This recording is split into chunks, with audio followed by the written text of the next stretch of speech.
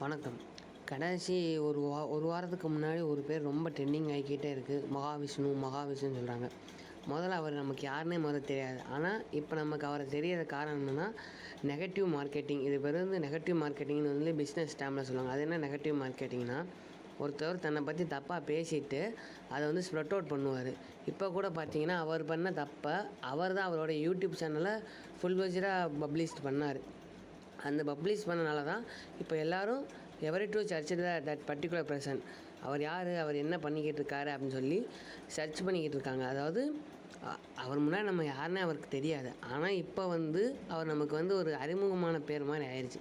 இது வந்து ஒரு நெகட்டிவ். அது வந்து அவருக்கு வந்து ஒரு ஃபாலோவர்ஸை வந்து இன்க்ரீஸ் பண்ணுறதுக்காண்டி அவர் செஞ்சுருக்க ஒரு பிஸ்னஸ் ஸ்ட்ராட்டஜிக்ஸ் தான் இது.